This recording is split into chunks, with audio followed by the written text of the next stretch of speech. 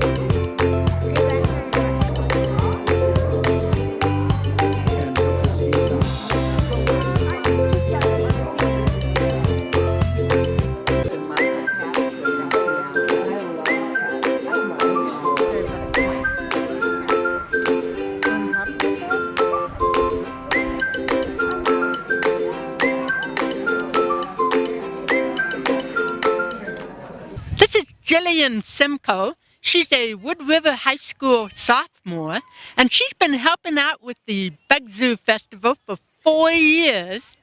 And she's got a most unusual reason why she likes these animals. Why do you, Jillian? Well, they're just really calm creatures, and they always they always get the kids' attention, and it makes them smile, which makes me smile, and it's just a nice feeling to help out and get these kids to learn more about all these animals. That's interesting. So something some people would call creepy critters that raises the high blood pressure and all that are actually very calm animals, huh? Yeah, well, like snakes, they freak people out all the time, but normally, some snakes are really calm and they don't even do anything if they've been around people for a long time, or if they know certain people, they don't do anything, or certain lizards or geckos, it's the same thing. They don't try and do anything because they're just really calm and they know what's going on. So this is Boss, the ball-headed python. Yeah, the ball-head python. Ball python. So when he gets nervous, he'll roll up into a ball, and yeah, it's really cool about him. He belongs to Larry Barnes, one of the biology teachers at the high school. And so he's okay around people because he's always around students, and I don't know how long Boris has been at the Bug Zoo. I mean, every time I've come, he's been here. So he's just, and the kids always love him. So does Boris go to school? I believe he lives in the classroom. I'm not sure. I see his cage in there sometimes. I don't know if he's in there. What can you tell me about Boris? Well, ball pythons, they're like, people hear python, they automatically think poison, kind of, but it's not that. What it is they're like boa constrictors. They constrict, and so they'll constrict around their food and then they'll eat it, but they're not poisonous whatsoever, so you can hold them, and they're just really calm creatures, and right now, he's in a ball right now, he's kind of scared, but that's okay. Does he squeeze your wrist to death? He's not squeezing my wrist right now, no.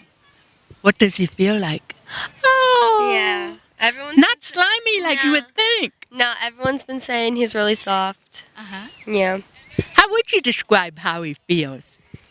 Scaly, soft. So he's got all these scales, it's soft, and then there's little pieces of him sometimes that have little old skin on him from when he was shedding, and that's just dried skin. It feels like that, but he's pretty soft and scaly, so.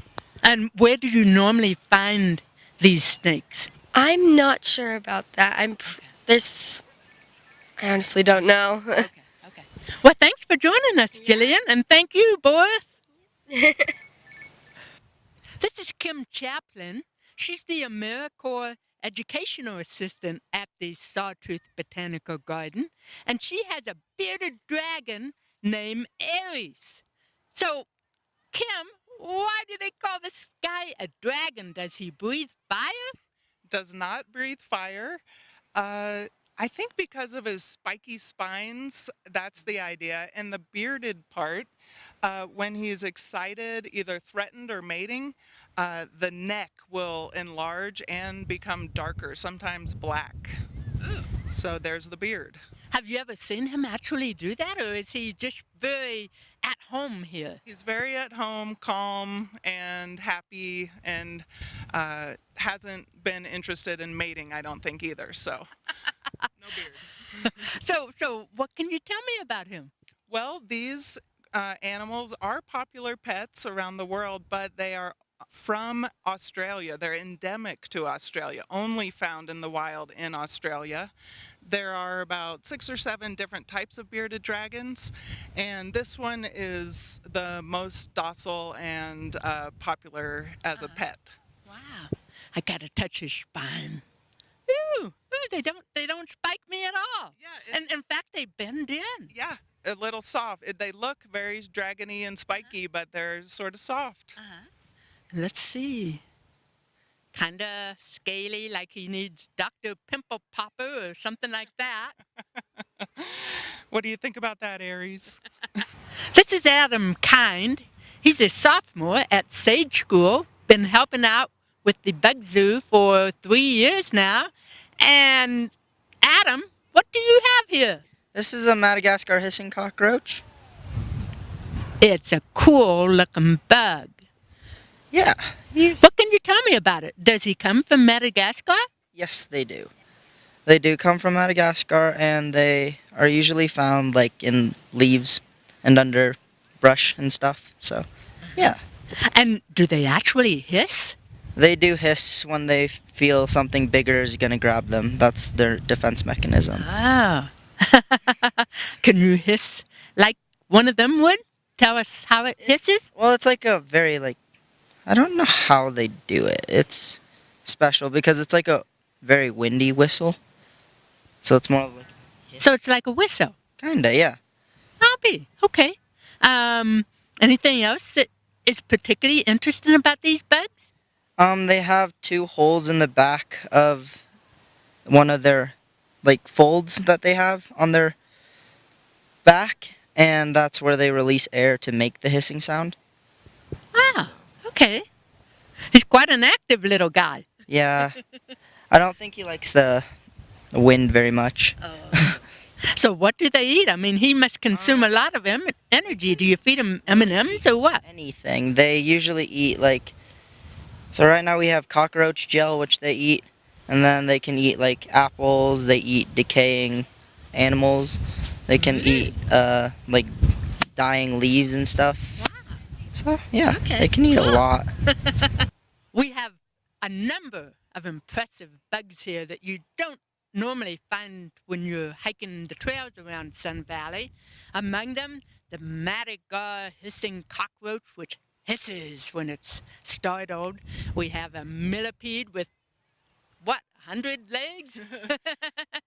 Two legs per segment. Centipedes have 1 leg per segment, and millipedes have 2 legs per body segment. We have Chilean rose-haired tarantulas. You name it, we got it. And what is this, Kim? This one is a Bess beetle, Bess bug. It is... Is that B-E-S-S? B-E-S-S, yep. And it is also known as the patent leather beetle. You see how shiny it is? It does look like shoes. Doesn't it? Little shoes. Do they make shoes out of that? No, but wouldn't that be great for a doll? I could see a good crafting project in our future. So it is an insect, 3 pairs of legs. Also, it has head, thorax, and abdomen, and antennae. The mouth parts look pretty intense. It almost looks like it might bite you, but they're very gentle. A great one to show little children.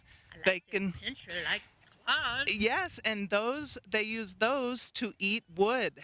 And also, one of the benefits of having such a shiny and streamlined body is that they're mostly operating underground in moist wood, and that is simply what they eat. I'll be. So they're sawdust eaters. Yes. So and these are the ones that kids love to pet, right? They are, yes. They're known for being gentle. We take these to the community library sometimes, and we just say one little finger and gently pet the back. It almost looks like it's going to be slimy, but nope, no slime, just very smooth. Oh yeah. Isn't that nice? It's like glass. Yes, yep. So, yeah, best beetles, and what we do is we soak the wood every couple of days so it's nice and wet and moist so they can eat it easily, and we also spritz water in there. And then pretty much their poop is wood too. It's really Whoa. That Madagascar hissing cockroach kind of looked like he was running a treadmill on Adam's arm, didn't he? I hope you enjoyed us for this edition of the 15th Annual Bug Zoo at Sawtooth Botanical Garden. Until next time, I'm Karen Bossick with Eye on Sun Valley, and I'm keeping my eye on Sun Valley for you. I'm Derek Agnew, General Manager of Zenergy Health Club and Spa, and I want to take you inside and show you what we've done with our new Pivot Studio, which is going to blow you away.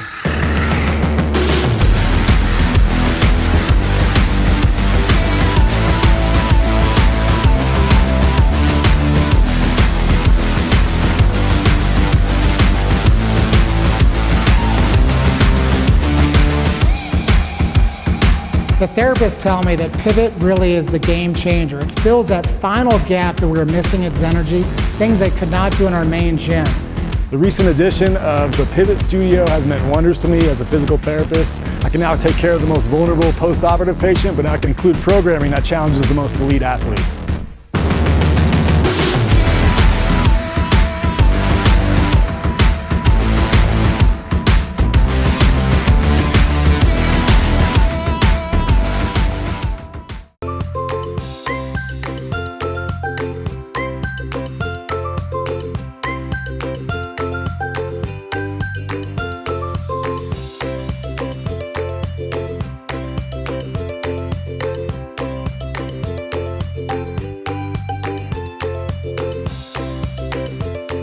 Better food, better price, better service.